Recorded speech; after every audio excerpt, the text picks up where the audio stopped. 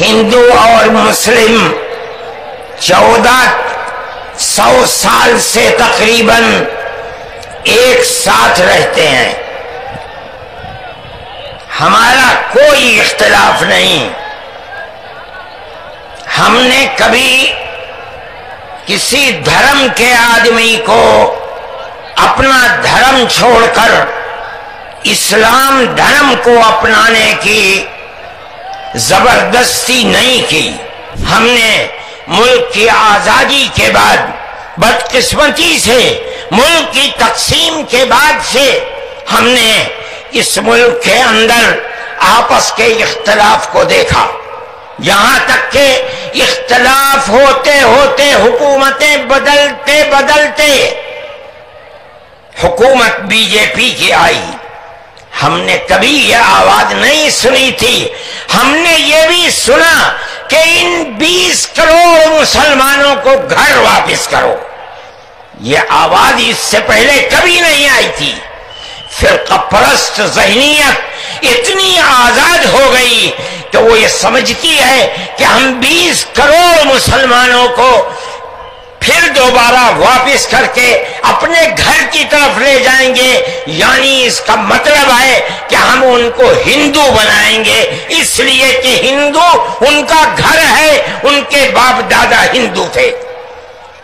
مگر میں آپ کو یہاں کے دھرم گرو بیٹھے ہوئے ہیں اور میں مسلمانوں کو نہیں، میں پورے ملک کے اندر میڈیا کے ذریعے سے یہ بات پہنچانا چاہتا ہوں کہ ایسا کہنے والے لوگ نہ اپنے ملک کی تاریخ کو جانتے ہیں، وہ جاہل ہیں، نہ وہ اپنے مذہب کی تاریخ کو جانتے ہیں.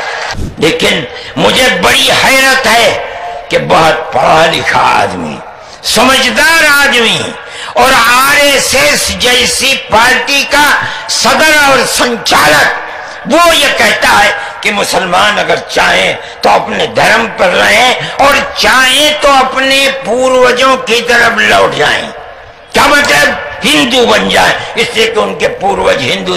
ارے بابا، ہمارا سب سے پہلا پوروج منو ہے، ہم تو اس کے چرنوں کے اوپر اپنا سر رکھے ہوئے ہیں اور دنیا کو کہتے ہیں کہ آؤ آؤ منو کے چرنوں کے اوپر اپنا سر رکھو.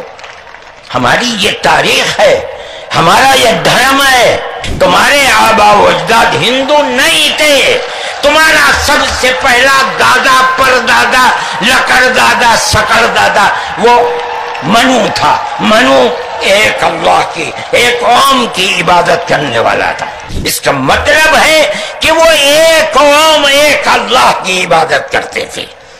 یہ اس دھرتی کی تاریخ ہے.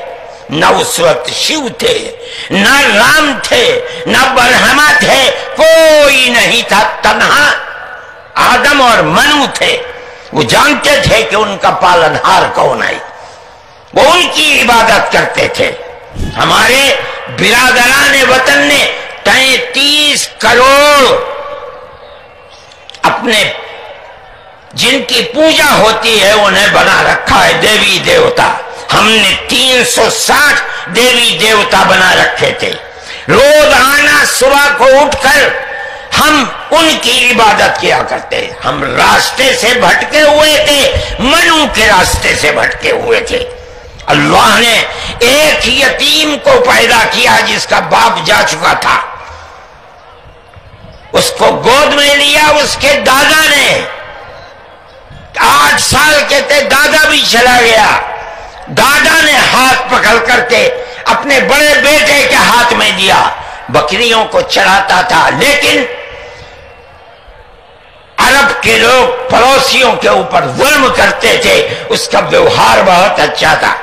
رشتہ داروں کو مال کو لوٹتے تھے، رشتہ داریوں کو توڑتے تھے. وہ جوڑتا تھا، غریبوں کی مدد کرتا تھا، ان کے بوجھ کو اپنے سر پر لیتا تھا، سچ بولتا تھا، جھوٹ نہیں بولتا تھا، کسی کی امانت کے اوپر دست درازی نہیں کرتا تھا.